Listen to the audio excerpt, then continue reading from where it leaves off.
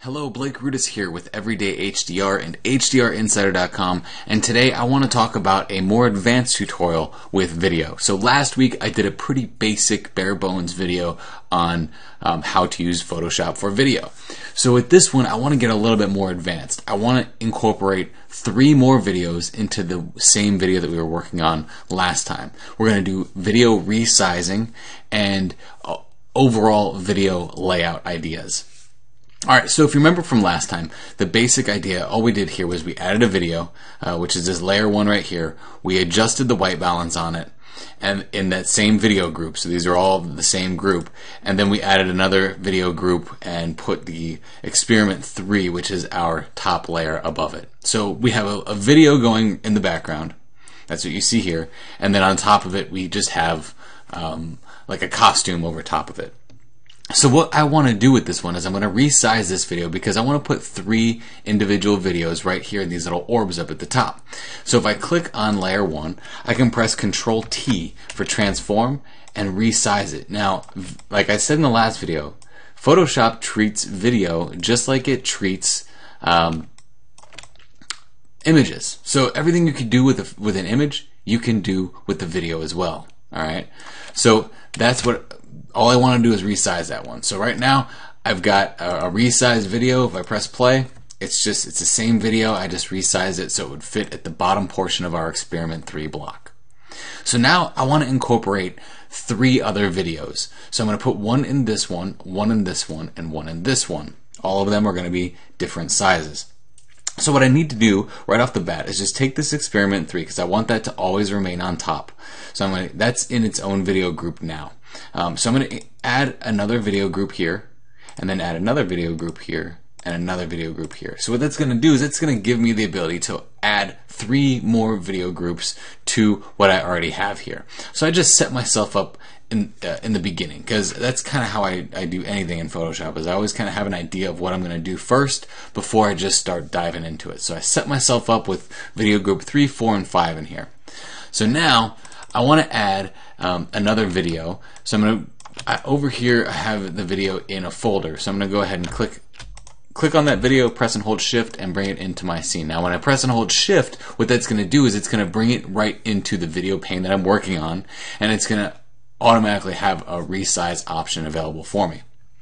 So now what I want to do is just make this video about the size of this little orb over here. It doesn't have to be perfect because I'm going to do something else with it. So I'm just going to click OK and put it in there. Alright, so now that looks like it's in, if we look at our video groups here, it's not actually in a video group. It's in between several video groups just sitting on top. So let's just drag this and drop this and put it in video group 3. It just makes it easier to get everything all in the same playing field. So I'll move that over so that it starts when the rest of the video starts. So if I press play, you can see here that while this video is coming in, we also have the video down here at the bottom, but we also have all of this extra crap at the bottom of this video.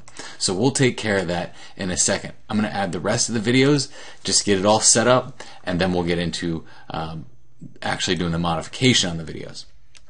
So now, same thing. I'm going to grab the red video, press and hold shift, and move it on over. So that's going to ask me to resize it again. But if you look at where it placed it in video group 3. So we don't want that in video group 3. We want it in its own video group. So first off, I'm just going to go ahead and resize it so that it's about the size of the other video. And then after that, we will go ahead and place it in its own video group. Because if it goes in the same video group as video group 3, like we have our yellow one here, it's going to try and put it at the end. So now that's when our red is going to come in, is after the yellow video is over. So we want to move red into video group 4. You can either do that over here in the layers palette, or you can just grab the red video here and drag it right into video group 4. So now it's in its own video group, and we can put it all the way to the left. So you see what's happening here. It's all about layer orientation and how you get everything grouped together. And getting it grouped together is the most important part. So if you do all that in the front side and say, okay, I want these to be my layer groups, it makes it a little bit easier to control. So the blue, I'm going to grab the blue video, press and hold shift, and bring it in. And again, I did that on purpose. It's going into video group 4. So let's just roughly resize it to where we want it to be over here, and then press OK. Now I'm going to drag this and drop this again down into group 5. Alright, So now if we look at our videos, they're all different lengths. I don't want them to all be different lengths, because if we get over to here and we press play, once we get over to the end of this video, the yellow video is going to end first.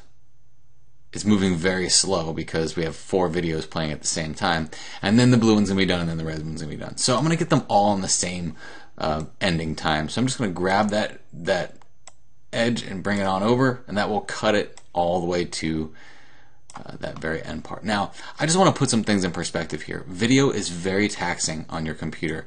If you don't have a very powerful computer for processing video, it's going to take quite some time to do this. Now, just to put this all into perspective, I'm running 32 gigs of RAM. 85% of that RAM is going to Photoshop, and it's still this laggy with 4 videos. So just keep that in consideration when you're working with video. It's very labor intensive on your computer. Alright, so here's our experiment 3, our front layer panel, I guess, our little cover panel if you want. And the basic idea here is that I want blue to be in this orb, I want red to be in this one, and I want yellow to be in this one. Now, you have some options here, so let's go ahead and just go into the yellow one. With video, you can make a mask just as you would an image. So we can click on a layer mask next to it, and then we can paint black to get rid of that video that's there so that it fits into that centralized orb. And I can also paint black here so that it doesn't bleed into any other video area. Now, that's one way to do it, so that you don't have that excess yellow video tapering off into other areas. There is another thing I want to do here though, which is actually really cool. So I'm going to go ahead and click and hold shift and drag and drop this into the bucket, and I don't want that mask on there anymore. So what I'm going to do is I'm going to click off of this experiment tab. I'm going to close the eyeballs on the other videos so I don't have to see them, because it'll make it a little easier for me to do this editing here. I'm going to click on yellow. I'm going to go to edit, transform, and go to warp. Yes, you can even warp your video just as you would an image. So if it's off the pane like this is, you can press Control-0, and that will allow you to see all the outside stuff. So if you see what I'm doing here, I'm actually warping this with the warp tool in the shape of an orb, so that when I put it into there, it will almost look like it's bouncing off of the walls on the inside of the orb rather than just falling in as a flat video. Pretty cool, huh? Okay, so if I press OK, just press enter, that will clear that out, and I go to the experiment block. You see now we have this yellow in just that orb area. Now if I press Command or Control T, I can then perspective warp it by clicking on those ends there, and that will make it also look a little bit more like it's falling into that orb and traveling around the edges of it. So if we press play on that, you can see that it's at 25% now. See, there's 4 videos playing here, so it's going to be kind of taxing on the hard drive. If you happen to miss, I'm skipping over a lot of things that I covered in the last video, so if you happen to miss it, if you just look down in the details description section here, you'll see the first video on the basics of Photoshop editing with video, and that will go over a lot of the layout stuff and also how to use the playhead. So if you miss something, you can always go back. Alright, so pretty quickly I'm going to go into the red one and also do the blue one real quick and do the exact same thing. So edit, transform, warp, grab those little handles on the side, bring it in to make it look like an orb, Control-0 so I can see the whole video here, and then grab these sides, bring them in,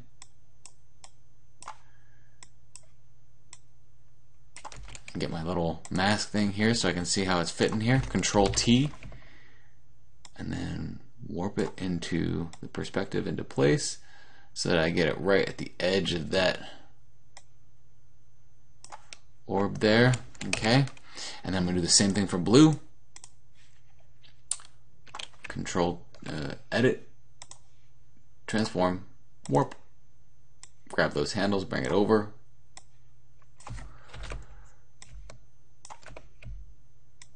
This is really cool that you can do so much with video. Now, as far as warping any other video, I don't know where you would really see a benefit for it. in your actual video editing, but you never know. Maybe you want to put a video in a picture frame behind another video. You might have to transform and warp it to make it fit. That's one thing you can do with it. So again, Control T, get this to fit inside that orb, and then perspective warp it. Press OK. We'll go back to our first video group, and now if we press play, you'll see all 4 of them working at the same time. Again, I told you this stuff is pretty taxing on the hard drive, so if it's moving really slow, even at 25%, don't worry about it. After you render it, it'll be a nice, beautiful video. If you see here, it's even working at 1.3 frames per second because it's a little taxing on the hard drive. So to finish it off, let's look at the type of fade that we have in the beginning of this one. It was a fade to black. Let's go ahead and delete the fade to black on these ones, and I'm going to fade in with white. I'm going to do that with all of them, so I can just add that fade with white to the beginning of all of these videos so that they all fade in at the same time and they all fade out at the same time. Now if you want to control the duration of the fade, there's a couple things you can do here. You can go to the duration right here and make this a 2-second, or I had it at 1.22 before. That's how you can change the fade duration. You can also, once you have all the fades on the layers, you can right click on those fade transitions. You can change the type of fade it is, and then you can change the duration of the fade as well.